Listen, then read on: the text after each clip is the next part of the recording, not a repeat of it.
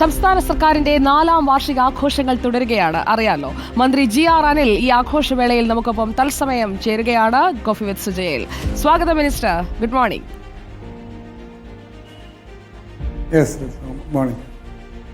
എന്റെ കേരളം എന്റെ അഭിമാനം എന്ന് ലോകത്തിന് മുന്നിൽ ഡിസ്പ്ലേ ചെയ്തുകൊണ്ടിരിക്കുകയാണ്. ഇപ്പോൾ വിവിധ ജില്ലകൾ പിന്നിട്ട് ഇന്ന് കൊച്ചിയിലാണ് പരിപാടി, അല്ലേ?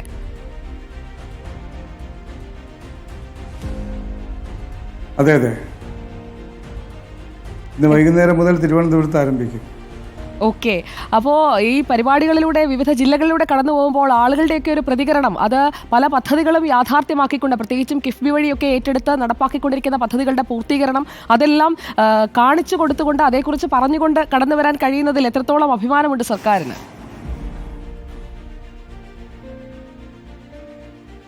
അഭിമാനകരമായിട്ടുള്ള 9 വർഷമാണ് കേരളത്തെ സംബന്ധിച്ച്.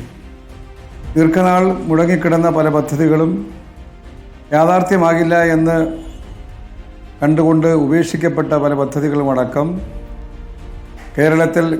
കേരളം ആഗ്രഹിച്ച ഏറ്റവും മേജറായിട്ടുള്ള പ്രോജക്റ്റുകളെല്ലാം തുടക്കം കുറിക്കാനും യാഥാർത്ഥ്യമാക്കാനും കഴിഞ്ഞ 9 വർഷമാണ്. അടിസ്ഥാന സൗകര്യ വികസനത്തിന് വളരെ മുൻതൂക്കം കൊടുത്തുകൊണ്ട് കഴിഞ്ഞൊരു 10-30 വർഷക്കാലത്തെ കേരളത്തിൻ്റെ ഭരണരംഗം പരിശോധിച്ച് നോക്കിയാൽ ഇത്രയധികം തുക, ഇത്രയധികം പദ്ധതികൾ, ഇത്രയധികം അടിസ്ഥാന സൗകര്യ വികസനം യാഥാർത്ഥ്യമാക്കിയ ഒരു കാലഘട്ടം ഉണ്ടായിട്ടില്ല എന്ന് വേണം പറയാൻ കഴിയുന്നതാണ്. അതുകൊണ്ട് തന്നെ അഭിമാനകരമായിട്ടാണ് ഇടതുപക്ഷ ജനാധിപത്യ മുന്നണി ഗവൺമെൻറ് 5ാം വർഷത്തിലേക്ക് അല്ലെങ്കിൽ 10ാം വർഷത്തിലേക്ക് കടക്കുന്നത് എന്ന് ഈ അവസരത്തിൽ സൂചിപ്പിക്കുകയാണ്.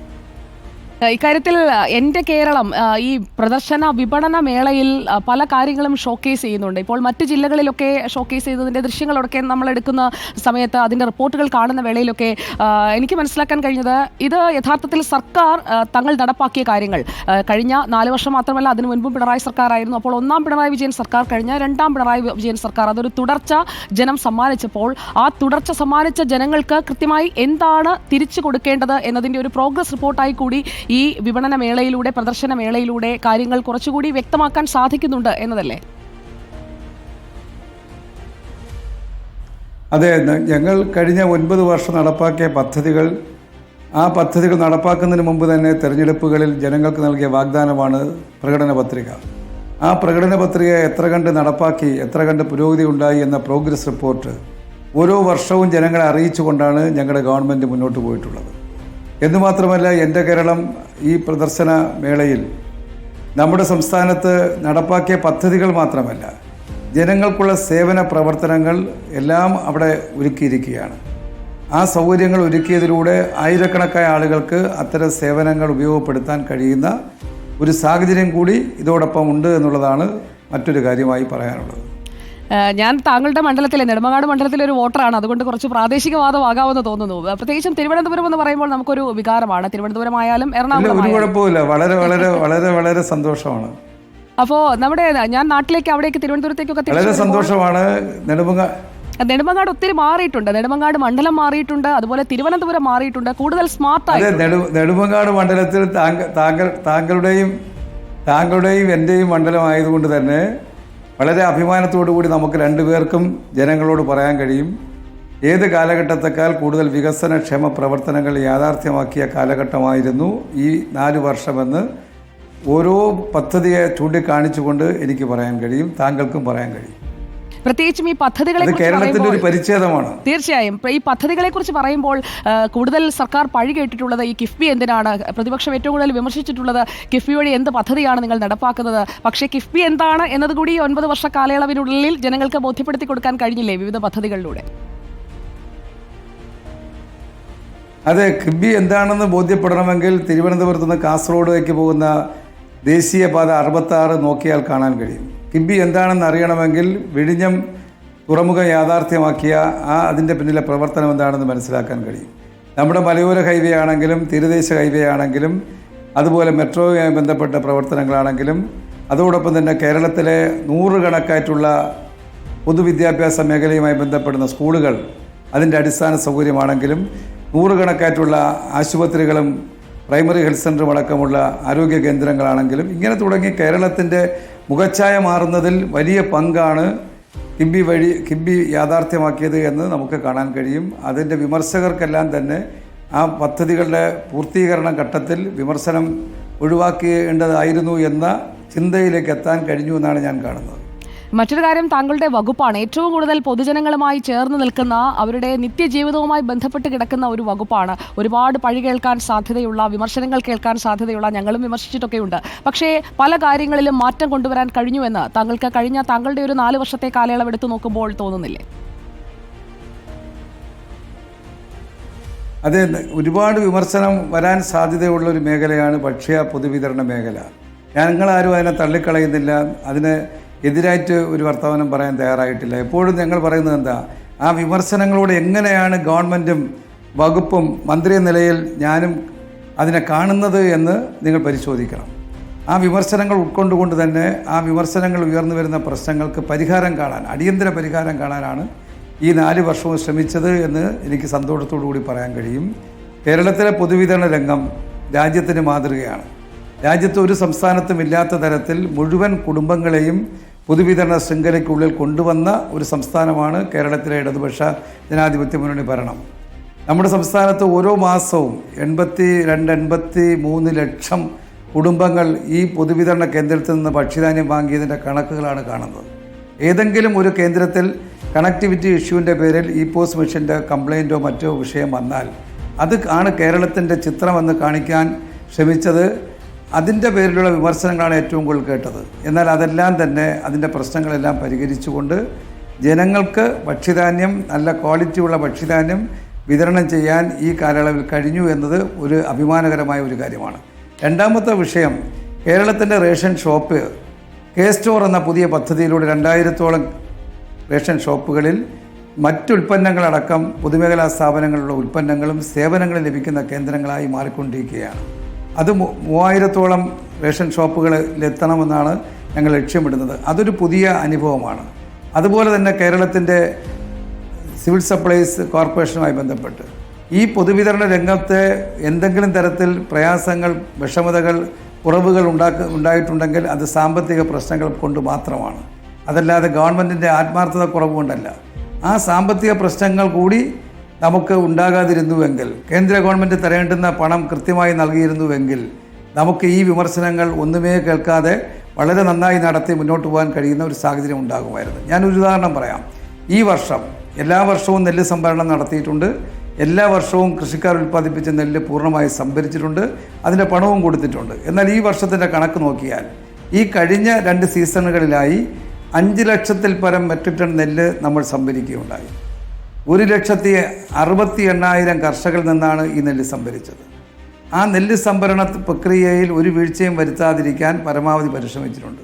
എന്നാൽ PRS വായ്പയിലൂടെ ആ വായ്പ കൃത്യമായി കൊടുക്കാൻ കഴിയാത്ത ചില സാങ്കേതികമായ തടസ്സങ്ങൾ വന്ന് അത് പരിഹരിക്കാനുള്ള നടപടികളായി പരിഹരിച്ച് മുന്നോട്ട് പോവുകയാണ്. അപ്പോഴും കേന്ദ്ര ഗവൺമെൻറ് 1109 കോടി രൂപ നെല്ല് സംഭരണത്തിൽ കേരളത്തിന് നൽകാനുണ്ട്. ഇതാണ് കേന്ദ്ര ഗവൺമെൻറ് നിലപാട്. ഈ നിലപാട്, ഈ സമീപനത്തിനുള്ളിൽ നിന്നുകൊണ്ടാണ് കേരളത്തിലെ കർഷകനെ പരമാവധി പ്രയാസങ്ങൾ അകറ്റണമെന്നുള്ള ചിന്തയും അതിനനുസരിച്ചുള്ള നടപടികളുമായി ഈ വകുപ്പ് മുന്നോട്ട് പോകുന്നത് എന്ന് വളരെ വളരെ അഭിമാനത്തോടു കൂടി ഞാൻ സൂചിപ്പിക്കുകയാണ്.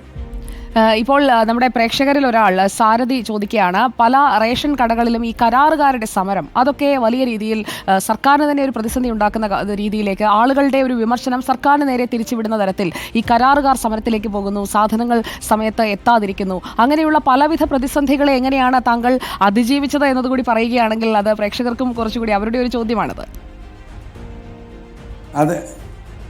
അതെ, അത് വളരെ ശരിയായ ഒരു വിഷയം തന്നെയാണ്, തർക്കിക്കുന്നില്ല ഞാൻ. കേരളത്തിലെ കരാറുകാർ നമ്മുടെ ഇവിടുത്തെ സാധാരണ ആളുകളാണ്. പലരും 1, 2, 3 ലോറികളുമായി ലോറി സ്വന്തമായിട്ടുള്ള ആളുകളാണ് ഈ കരാറിൽ വന്നിട്ടുള്ള ആളുകൾ. എന്നാൽ കേരളത്തിന് പുറത്തെടുത്ത് നോക്കിയാൽ വലിയ കമ്പനികളാണ് പൊതുവിതരണ രംഗത്താണെങ്കിലും മറ്റ് സ്ഥാപനങ്ങളിലാണെങ്കിലും ഇത്തരം ഉൽപ്പന്നങ്ങൾ എത്തിച്ചു കൊടുക്കുന്നത്. അതുകൊണ്ട് തന്നെ 2 or 3 വർഷക്കാലം കുടിശ്ശിക വന്നാൽ പോലും അവർക്ക് അതൊരു സാമ്പത്തിക പ്രശ്നമായിരിക്കില്ല. എന്നാൽ കേരളത്തിൽ ഒരു മാസക്കാലത്തെ അവരുടെ വേതനമാണെങ്കിലും അവരുടെ ട്രാൻസ്പോർട്ടേഷൻ ചാർജ് ആണെങ്കിലും കുടിശ്ശിക വന്നുപോയാൽ അവരുടൻ തന്നെ പണി നിർത്തിവെക്കേണ്ടുന്ന, പണിയുമായി മുന്നോട്ട് പോകാൻ കഴിയാത്ത നിലപാട് സ്വീകരിക്കുന്ന ഒരു സാഹചര്യമാണ് കേരളത്തിലുള്ളത്. അപ്പം നമുക്ക് അത്തരം സാഹചര്യത്തിൽ കൃത്യമായി അവർക്ക് പണം കൊടുത്തുകൊണ്ട് ഈ 2 മാസക്കാലത്തിന് മുമ്പ് വരെ 1 മാസത്തെ കുടിശ്ശിക ഉണ്ടായിരുന്നു. ഇപ്പോൾ 2 മാസത്തെ കുടിശ്ശിക ഉണ്ട്. അത് കൊടുക്കാനുള്ള നടപടികളായിട്ടുണ്ട്. അപൂർവം ചില ഗോഡൗണുകളിൽ മാത്രമാണ്, അപൂർവം ചില റേഷൻ കടകളിൽ മാത്രമാണ് ആ ഇഷ്യൂ ഉണ്ടായിട്ടുള്ളത്. ഒരു ദിവസമോ ഒരാഴ്ചയോ ഒരു മാസമോ ഇത്തരം ആളുകൾ പണിമുടക്കിയാൽ കേരളത്തെ പൊതുവിതരണ രംഗത്തെ ബാധിക്കില്ല എന്ന് നിങ്ങൾക്ക് വേണമെങ്കിൽ അതിൻ്റെ സൈറ്റിൽ കയറി നോക്കാം. ഈ മണിക്കൂറിൽ എത്ര ആളുകൾ റേഷൻ വാങ്ങി എന്നുള്ള കാര്യം ഓരോ ദിവസവും വാങ്ങുന്നതിൻ്റെ കണക്കറിയാൻ കഴിയും, ഓരോ മാസത്തെയും വാങ്ങുന്നതിൻ്റെ കണക്കറിയാൻ കഴിയും. അപൂർവം ചില റൂട്ടുകളിൽ ചില ഗോഡൗണുകളുമായി ബന്ധപ്പെട്ട് തീരെ നിവൃത്തിയില്ലാത്ത കോൺട്രാക്ടർമാർ അവർ വാഹനമെടുക്കാത്തൊരു നിലപാട് എടുത്തിട്ടുണ്ട്. ഒരു 6-7 കേന്ദ്രങ്ങൾ മാത്രമാണ് കേരളത്തിൽ അത്തരം ഒരു സാഹചര്യം ഉണ്ടായിട്ടുള്ളത്. മറ്റ് സ്ഥലങ്ങളിൽ ആ വിതരണത്തെ ബാധിക്കുന്ന ഒരു പ്രശ്നം ഉണ്ടായിട്ടില്ല എന്ന് ഈ അവസരത്തിൽ പ്രേക്ഷകരോട് പറയുകയാണ്. എന്നാൽ ഭീതി പരത്തുന്ന തരത്തിലുള്ള പല വർത്തമാനങ്ങളും ചില കേന്ദ്രങ്ങളിൽ ചുമട്ടുതൊഴിലാളികളുടെ കയറ്റിറക്കുമായി ബന്ധപ്പെട്ട ചില ക്ഷേമ ബോർഡിലെ പണമടയ്ക്കാത്തതിൻ്റെ വിഷയങ്ങൾ ചില കോൺട്രാക്ടർമാർ ഉണ്ടാക്കുമ്പോൾ അതിൻ്റെ പേരിലുള്ള പ്രശ്നങ്ങൾ വരും. അതെല്ലാം ഒറ്റപ്പെട്ട സംഭവങ്ങളല്ലാതെ കേരളത്തിലൊട്ടാകെ 14,000-ൽ പരം റേഷൻ കടകളിൽ ഒരു പൊതുവിഷയമായി ചിത്രീകരിക്കുന്ന രീതി ശരിയായ ഒരു നിലപാടല്ല എന്നാണ് എനിക്ക് സൂചിപ്പിക്കാനുള്ളത്. എന്തായാലും ജനങ്ങൾക്ക് ഒരാളിന് പോലും ഒരു മാസവും അരി വിതരണം അരി നൽകാത്ത ഒരു നിലപാട് ഗവൺമെൻറ് സ്വീകരിച്ചിട്ടില്ല. എന്തെങ്കിലും തടസ്സമുണ്ടായാൽ അവർക്ക് വാങ്ങാൻ കഴിയുന്ന തരത്തിൽ സമയം നീട്ടിക്കൊടുക്കുന്ന നിലപാടാണ് ഗവൺമെൻറ് സ്വീകരിച്ചത്. എന്നുമാത്രമല്ല, ഒരു കടയിൽ എന്തെങ്കിലും സ്റ്റോക്കിൻ്റെ കുറവുണ്ടായാൽ ഏത് കടയിൽ നിന്ന് വേണമെങ്കിലും അരി വാങ്ങാൻ കഴിയുന്ന സൗകര്യമുള്ള സംവിധാനമുള്ള ഒരു സംസ്ഥാനമാണ് കേരളം. അതുകൊണ്ട് തന്നെ ജനങ്ങൾക്ക് വലിയ ബുദ്ധിമുട്ട് ഉണ്ടാകാനിടയില്ല എന്നതാണ് വസ്തുതാപരമായി എനിക്ക് പറയാനുള്ളത്. ഓക്കെ, നമ്മുടെ മറ്റൊരു പ്രേക്ഷകൻ, ഞങ്ങൾ കഴിഞ്ഞ ദിവസം തിരുവനന്തപുരത്ത് നമ്മുടെ ഈ മഴക്കാലപൂർവ്വ ശുചീകരണം നമ്മൾ നല്ല റോഡുകളിലൊക്കെ കണ്ടുകൊണ്ടിരിക്കുമ്പോഴാണ് അതിനിടയിൽ ചിലയിടങ്ങളിൽ ഈ ചാല ഭാഗത്തൊക്കെ ഈ ഡ്രെയിനേജ് പ്രശ്നമൊക്കെ ആളുകൾ പറയുന്നുണ്ട്. അപ്പോൾ അങ്ങനെയുള്ള ചെറിയ ചെറിയ പ്രശ്നങ്ങൾ അതുകൂടി പരിഹരിച്ചു കഴിഞ്ഞാൽ പൂർണ്ണമായും നമ്മുടെ കേരളം സുന്ദരമായി മാറും. അപ്പോൾ അങ്ങനെയുള്ള നീക്കങ്ങൾ കൂടി ഈ വരും മാസങ്ങളിൽ, പ്രത്യേകിച്ച് മഴ വരാൻ പോവുകയാണ്, അപ്പോൾ അതിനൊക്കെ മുമ്പായി അങ്ങനെയുള്ള കാര്യങ്ങൾ കൂടി കുറച്ചുകൂടി ഊർജ്ജസ്വലമായി ശ്രദ്ധയിൽ കൊണ്ടുവരും എന്ന് പ്രതീക്ഷിക്കുകയാണ്. ഇപ്പോൾ തിരുവനന്തപുരത്ത് തന്നെയുള്ള 1-2 പേരുടെ കമന്റ് വരുന്നുണ്ട്, ഈ ഡ്രെയിനേജ് ഇഷ്യൂ സാറിനോടൊന്ന് പറയൂ എന്നൊക്കെ. ഞങ്ങൾ അതെ പറയാം, അത് കേൾക്കാം, ഗവൺമെൻറ് കേൾക്കാൻ തയ്യാറാണ്. നിങ്ങൾ അറിയേണ്ടുന്നത് കേരളത്തിൻ്റെ നമ്മുടെ ജനങ്ങളുടെ ഒരു മൈൻഡ് സെറ്റിൽ തന്നെ ഒരു വലിയ മാറ്റമാണ് ഈ മാലിന്യം വലിച്ചെറിയുന്ന രീതിയിൽ നിന്ന് പിന്മാറ്റുന്ന ക്യാമ്പയിൻ. നമ്മൾ കണ്ടതാണ് തമ്പാനൂരൊരു ചെറുപ്പക്കാരൻ്റെ ജീവൻ നഷ്ടപ്പെട്ടത്. ആ ബോഡി കണ്ടെത്താൻ വേണ്ടി ശ്രമിക്കുമ്പോഴാണ് 100 കണക്ക് ലോഡ് മാലിന്യം, പാഴ്വസ്തുക്കൾ ആ ഡ്രെയിനേജിലൂടെ, ആ ലൈനിലൂടെ, ആ തോടിലൂടെ ഒഴുകി വന്ന, ആമയിടഞ്ചാൻ തോടിലൂടെ ഒഴുകി വന്ന രംഗം നമ്മൾ കണ്ടതാണ്. അത് കേരളത്തിലെ ജനങ്ങളിൽ തന്നെ അവരുടെ ശീലത്തിലൊരു മാറ്റം വന്നേ മതിയാവും. അവരുടെ സ്വഭാവ രീതിയിൽ തന്നെ മാറണം. വലിച്ചെറിയുക, ചപ്പ് ചവറുകൾ വലിച്ചെറിയുന്ന രീതി നമുക്ക് മാറ്റിയെടുക്കാനുള്ള ഒരു വലിയ ക്യാമ്പയിനാണ് ഗവൺമെൻറ് ആരംഭിച്ചത്. അത് ജീവിത ശൈലിയായി മാറിയാൽ മാത്രമേ ഈ കേരളത്തിലെ ഇത്തരത്തിലുള്ള മാലിന്യം ഉണ്ടാക്കുന്ന പ്രശ്നങ്ങൾക്ക്, അത് മാൻഹോൾ അടയുന്ന കാര്യമാണെങ്കിലും ഡ്രെയിനേജ് ലൈനുകളുടെ ബ്ലോക്കിൻ്റെ വിഷയമാണെങ്കിലും തോടുകളുടെയും ഓടകളുടെയും ബ്ലോക്കിൻ്റെ വിഷയമാണെങ്കിലും അതിന് സ്ഥായിയായി ഒരു പരിഹാരം കാണാൻ കഴിയുള്ളൂ. നമ്മുടെ നാട്ടിലെ ജനങ്ങൾ തന്നെ മറ്റ് സംസ്ഥാനങ്ങളിലോ മറ്റ് രാജ്യങ്ങളിലോ പോയാൽ അവർ ആ രാജ്യത്തിൻ്റെ രീതിക്കനുസരിച്ച് ആ ശീലത്തിലേക്ക് അവർ മാറുന്നത് നമ്മൾ കണ്ടിട്ടില്ലേ. ഗൾഫ് രാജ്യങ്ങൾ പോയി പണിയെടുക്കുന്ന മലയാളിയായിട്ടുള്ള ആളുകൾ അവിടെ ഒരു മുട്ടായിയുടെ തോട് പോലും റോഡിലേക്ക് വലിച്ചെറിയാൻ തയ്യാറാകില്ലല്ലോ. അപ്പോൾ അതുകൊണ്ട് കേരളത്തിലെ ഇത്തരത്തിലുള്ള പ്രശ്നങ്ങൾക്ക് വെള്ളക്കെട്ട്, അതുപോലെ വെള്ളപ്പൊക്കം, ഇതെല്ലാം ഉണ്ടാക്കുന്നതിൽ നമുക്കും ഒരു പങ്കുണ്ട്. പ്രകൃതി മാത്രമല്ല, നമുക്കും ഒരു പങ്കുണ്ട്. ആ പങ്ക് മാറ്റിയെടുക്കാനുള്ള രീതി, അതിനകത്ത് രാഷ്ട്രീയമില്ല, ഗവൺമെൻറ്റിൻ്റെ എന്തെങ്കിലും ഒരു നിലപാടിൻ്റെ വിഷയമില്ല.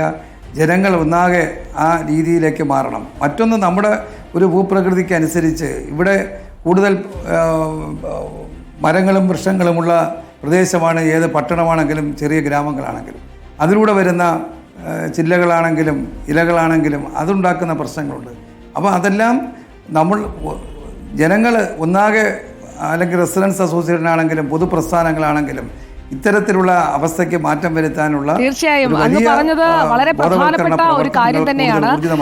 ഭാവി കേരളത്തിലേക്ക്, അത് മാലിന്യമില്ലാത്ത ശുചിത്വ സുന്ദരമായ ഒരു കേരളത്തിലേക്ക് കടക്കാനായിട്ടുള്ള ഒരു പദ്ധതികൾ തന്നെയാണ് സർക്കാർ ഇപ്പോൾ നടപ്പാക്കിക്കൊണ്ടിരിക്കുന്നത്. അപ്പോൾ എൻ്റെ കേരളം, അത് എത്ര സുന്ദരം, എൻ്റെ അഭിമാനം എന്ന് പറയാൻ ഓരോ മലയാളിക്കും കഴിയുന്ന തരത്തിൽ നമ്മുടെ സർക്കാരിൻ്റെ പ്രവർത്തനങ്ങൾ കൂടുതൽ മുന്നോട്ട് പോകട്ടെ. എല്ലാ അഭിവാദ്യങ്ങളും മിനിസ്റ്റർ.